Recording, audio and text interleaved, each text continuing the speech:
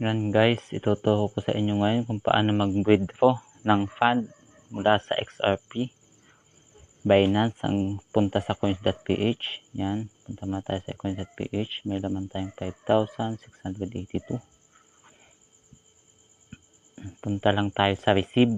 Pindutin natin yung portion sa baba, tapos receive. Tapos yan, receive crypto. Tapos punta tayo sa XRP. Kunin natin yung tag destination at XRP address ng coins.ph. Pipaste natin siya dito sa Binance. Yan, open muna natin yung Binance. Yan. Punta tayo sa Binance, tapos portfolio sa gilid. Wallet. Tapos withdraw. Punta kayo sa withdraw. Yan. Tapos hanapin yung XRP. Yan. Send. Kukunin natin yung tag destination tsaka XRP address ng coins.ph, no? Ipipaste natin siya. Yan, copy paste lang. Tapos ipipaste natin siya sa Binance. Yan. Sa Binance, send. Sa coins.ph, receive. Yan, copy paste lang. Copy natin, and then paste ulit, tag destination. Careful lang guys na hindi magkamali sa pag-paste ng tag destination at XRP address.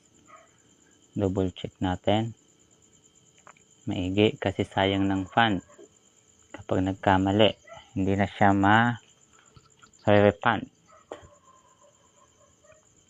Yan, double check natin ang maigi kung tama. Yan.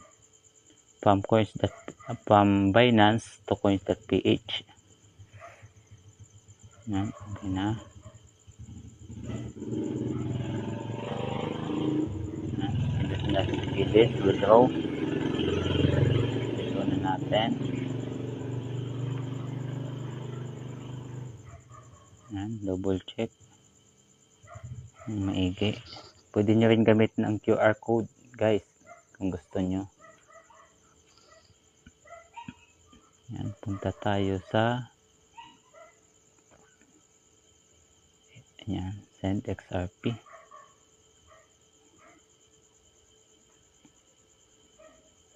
Meron tayong 600 XRP na.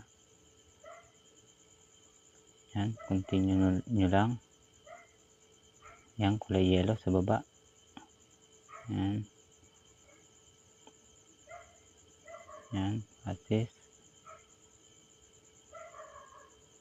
Yan, kunin natin yung security authentication.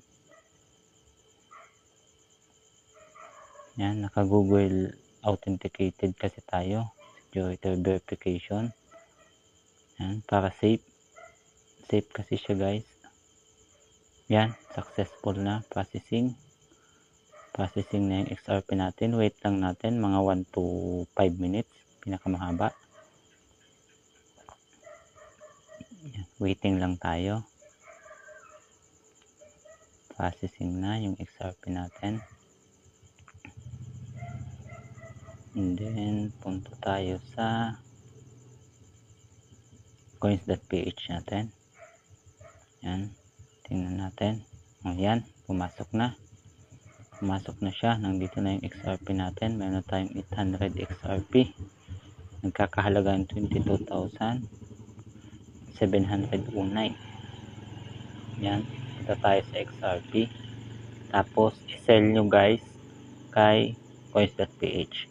And then, withdraw to GCash or bank transfer.